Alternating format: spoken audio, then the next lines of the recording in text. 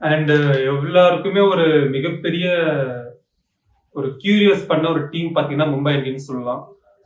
அவங்க சூப்பரான ஒரு கன்சிஸ்டன்சி வந்து 2024 கொண்டு வந்தாங்க. ஹர்திக் பாண்டியா வந்து ஜிடில இருந்து கேப்டன் ஆக்குனாங்க.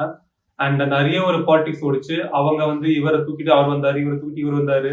இவர் ஒரு அந்த இடத்துக்கு ஆசைப்பட்டாருன்னு பும்ரா உள்ள பிடிச்சு, அப்புறம் சூரியகுமார் உள்ள பிடிச்சு பெரிய ஒரு மிஸ்கன்செப்ஷன் அண்ட் மிஸ் அண்டர்ஸ்டாண்டிங் நிறைய நடந்த ஒரு நிகழ்வு அது. அந்த இடத்துல ஹர்திக் பாண்டியா வந்து உடஞ்சு அவரை என்னெல்லாம் செஞ்சாங்கன்னு நம்ம சொல்ல வேண்டியதுல எல்லாருக்கும் தெரிஞ்ச விஷயம் தான் அது. மும்பை இந்தியன்ஸ் வந்து இந்த வாட்டி அவங்க மறுபடியும் ஹர்திக் மேல ட்ரஸ்ட் வச்சது காரணம் வந்து அப்போ லாஸ்ட் டைம் நடந்தது பர்ஃபார்மன்ஸ் பேஸ் கிடையாது. அது வந்து ஒரு எமோஷனல் பேஸ் தான். யாருமே ஒரு சலிச்ச பேர் கிடையாது. எல்லாமே சூப்பரா ஆடினாங்க. ஆனா அந்த நமக்குள்ள அந்த ஒத்துமை இல்லாத போனதுனால தான் அந்த லாஸ்ட் டைம் கப் கிட்டோம்னு அவங்க நல்லா புரிஞ்சுக்கிட்டாங்க. ஸோ இந்த வாட்டி ஹர்திக் பாண்டியாவை மறுபடியும் அவங்க ரிட்ரீவ் பண்ணியிருக்காங்க. 2025ல வந்து ரிட்ரீவ் பண்ண பிளேயர்ஸ் பாத்தீங்கன்னா first is Rohit Sharma and Suryakumar Yadav, Hardik Pandya and Tilak Varma and at last Bumrah. பும்ராக்கு ஹை ரேட்டுங்க 18 crores கொடுத்துருக்காங்க. அந்த மேக்ஸிமம் வந்து 16.18 lakhs வந்து ரோஹித் சர்மா கொடுத்துருக்காங்க. அதுல இருந்து டபுள் அமௌண்ட் வந்து பிரிச்சு சூரியகுமார் யாதவுக்கும் அண்ட் ஹர்திக் பாண்டியா கொடுத்துருக்காங்க. அண்ட் 8 crores திலக் வர்மா இருக்காரு. இவங்க எல்லாம் போகும்போது இந்த மாதிரி ஒரு ஹை பெய்டு ரீட்டைலர்ஷிப் இருக்கும்போது அவங்க கிட்ட வந்து காசு ரொம்ப கம்மியா தான் இருந்துச்சு. 45 crores தான் அவங்க வந்து ஏலத்துக்கு போனாங்க ஆப்ஷனுக்கு. ஃபர்ஸ்ட் டே ஆப்ஷன்ல வந்து ரொம்பவும் ஒரு அண்ட் இந்த வாட்டி ஆக்ஷன்ல 2025ல வந்து இந்த தப்பை செய்யக்கூடாது அப்படின்னு வந்து ரொம்பவும் மேனேஜ்மெண்ட் வந்து அழகா ஒரு முடிவு எடுத்திருக்காங்க. ஸோ இந்த வாட்டி வந்து ஒத்துமை இருக்கணும். அண்ட் எப்படின்னா ஹர்திக் பாண்டியா கேப்டன் பண்ண போறாரு இந்த வாட்டி. ஹர்திக் பாண்டியோட கேப்டனா இருந்தா கூட ரோஹித் சர்மா வந்து ஒரு தரமான ஒரு பீக் லெவல் பிளேயர் அவரு. அந்த கேப்டன்ஷிப் கூட 5 கப் கொடுத்துருக்காரு பிரீமியர் பிளேயருக்கு. அது வந்து கண்டிப்பா சொல்லி மாறாது. அண்ட் அதே மாதிரி சூரியகுமார் யாதவ் கேப்டன் ஆயிட்டாரு. அண்ட் நெக்ஸ்ட் பும்ரா சொல்லிட்டு இருக்காங்க. இந்த மாதிரி ஒரு மிகப்பெரிய ஜாம்பவான்களை வந்து ஹர்திக் பாண்டியா எப்படி ஹேண்டில் பண்ண போறாருன்னு 2021 ஒரு கேள்வி இருந்துச்சு.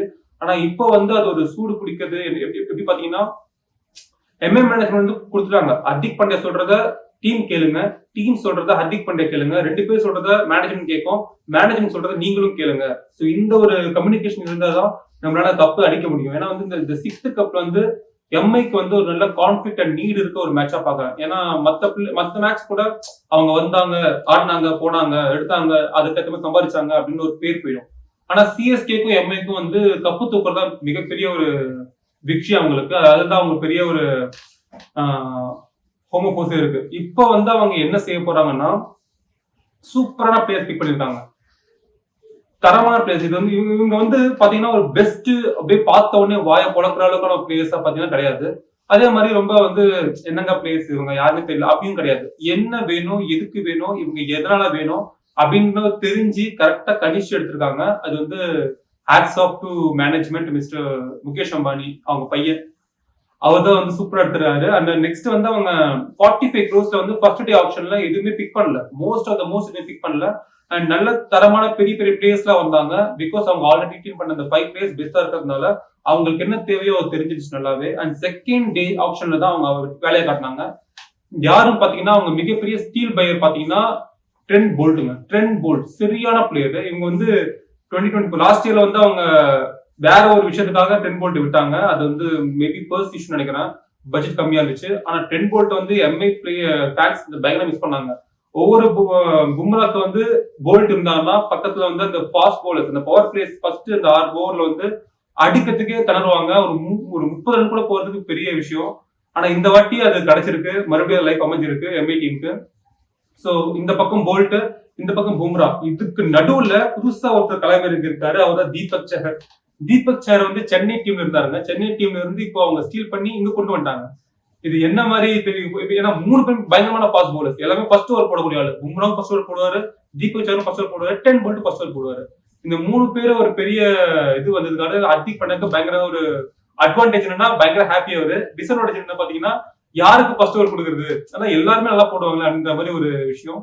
இதுல வந்து எனக்கு தெரிஞ்சு தீபக் சஹரை வந்து கொஞ்சம் ஒரு ஃபர்ஸ்ட் ஃபியூ மேட்ச்க்கு வந்து ஒரு டிராப் பண்ணணும்னு தோணுது. ஏன்னா வந்து இப்போ அவங்களுக்கு வந்து பிளேயர்ஸ் அதிகமா ஃபாரின் கைன்ல இருந்து வேணும். ஏன்னா இப்போ பினிஷிங் லைன்ல வந்து நிறைய நான் பேட்டிங் சொல்லிடுறேன். பேட்டிங் ஆர்டர் பாத்தீங்கன்னா ஃபர்ஸ்ட் வந்து ரோஹித் சர்மா, அவர் கூட பாத்தீங்கன்னா இஷான் கிஷன் வந்து டிராப் பண்ணிட்டு மூவ் பண்ணிட்டாங்க. இஷான் கிஷன் பதிலாக வந்து புதுசா ஒரு ஜார்க்கண்ட் பிளேயர் கொண்டு வந்திருக்காங்க. இது ட்ரைபல் பர்சன். யாருன்னு பாத்தீங்கன்னா his name is Robin Minz. Robin Minz வந்து 2024 எடுக்கிறதா இருந்துச்சு. ஆனா வந்து அவர் ஒரு பைக் ஆக்சிடென்ட்ல வந்து அவருக்கு அசால்ட் பண்ணிட்டாங்கிறதுனால அவர் அந்த வாய்ப்பு விட்டுட்டாங்க. ராபின் மின்ஸ் வந்து எப்படி பேசுவாங்கன்னா ஜார்க்கண்டோட கிறிஸ் கேலாம் அந்த மாதிரி ஒரு 6 தூக்கி அடிக்கிற ஒரு மனுஷன். ஆனா அவர் பாத்தீங்கன்னா நம்ம பக்கத்து பயமா தான் இருப்பாரு. எந்த ஒரு தோற்றமோ அந்த மாதிரி தெரியாது. ஆனா பயங்கரமான ஒரு பிளேயர் சொல்லிட்டு இருக்காங்க. And is a very good wicket keeper. Wicket keeper வந்து இப்போ மும்பை இந்தியன்ஸ்க்கு ரொம்ப கம்மியாவே இருந்திருக்காங்க. ஏன்னா இஷான் கிஷனை டிராப் பண்ணது வந்து மிகப்பெரிய ஒரு பின்னடைவு தான் மும்பை இந்தியன்ஸ்க்கு. அவருக்கு நிகரா யாருன்னு பாத்தீங்கன்னா ஒரே ஒரு பிளேயர் தான், அது வந்து ராபின் மின்ஸ். ராபின் மின்ஸ் வந்து ஒன் டவுன்ல இருக்கலாமா இல்ல வந்து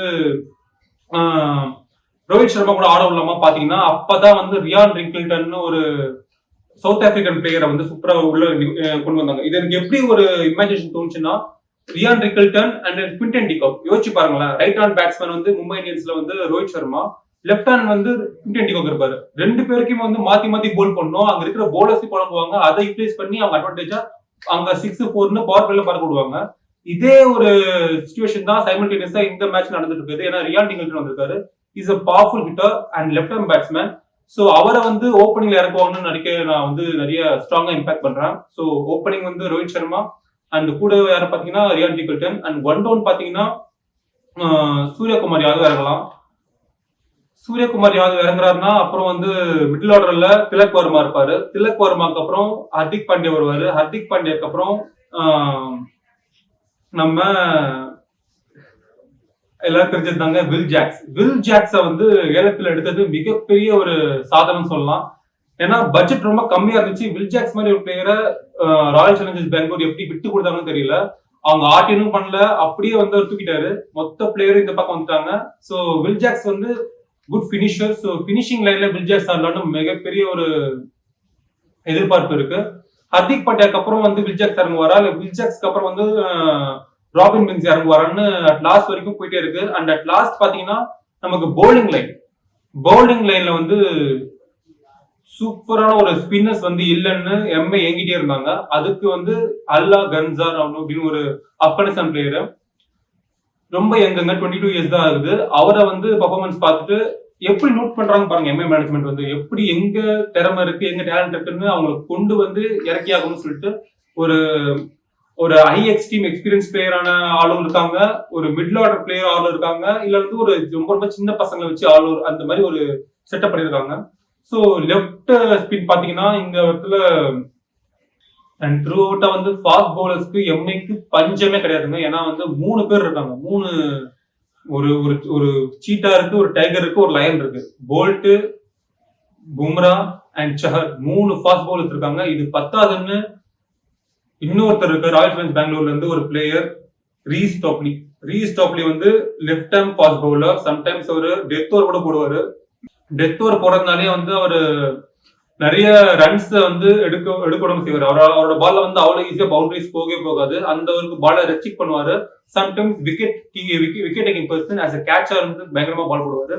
அண்ட் நெக்ஸ்ட் வந்து பெவன் ஜேக்கப் வந்து எனக்கு யாரும் தெரியலங்க, அவர் புது பிளேயரா இருக்காரு. அண்ட் லிசான் வில்லியம்ஸ் ஒரு சவுத் ஆப்பிரிக்கன் பிளேயர், அவரையும் வந்து இந்த இடத்துல ஒரு ஃபாஸ்ட் பவுலர்ஸ்க்கு பேக்கப் வச்சிருக்காங்க. பட் ஆனா இந்த இடத்துல வந்து அவங்க வந்து ஒரு 4 ஃபாரின் பிளேயர்ஸ் வந்து மும்பை இந்தியன்ஸ் எடுக்க போறாங்க. யாருன்னு பாத்தீங்கன்னா தி பெஸ்ட் பிக்கப் யாருன்னு பாத்தீங்கன்னா ஒன்னு வந்து ரியான் ரிக்கிள்டன் வந்து கண்டிப்பா இருந்தாங்கன்னா ஒரு குவிண்டன் டிகாக்கை வந்து அவர் கொண்டு வந்த மாதிரி ஒரு இமேஜ் வந்து உருவாகும்.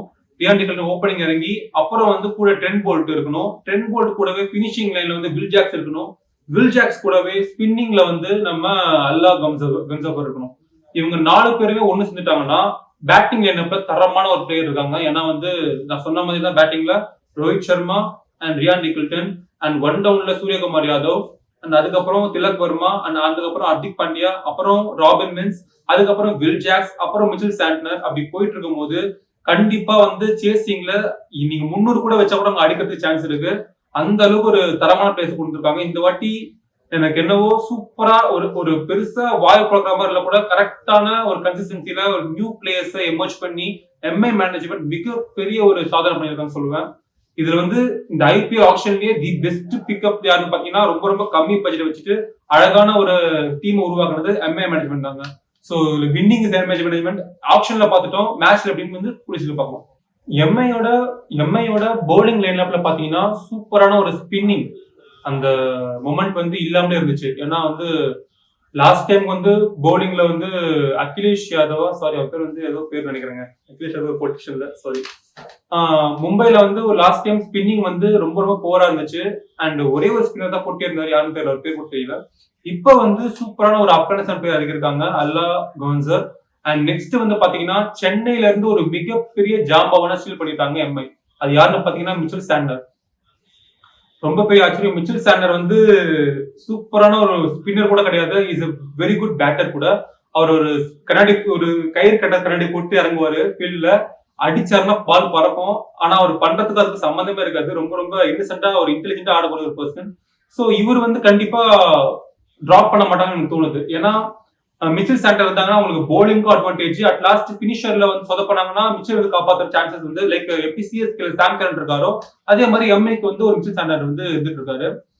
அண்ட் அவ்வளவுதாங்க 3 பெரிய டீமோட சில ஆப்ஷன்ஸ்ல எனக்கு தெரிஞ்ச சில பிளேயர்ஸை பத்தி நம்ம டிஸ்கஸ் பண்ணியிருக்கோம்.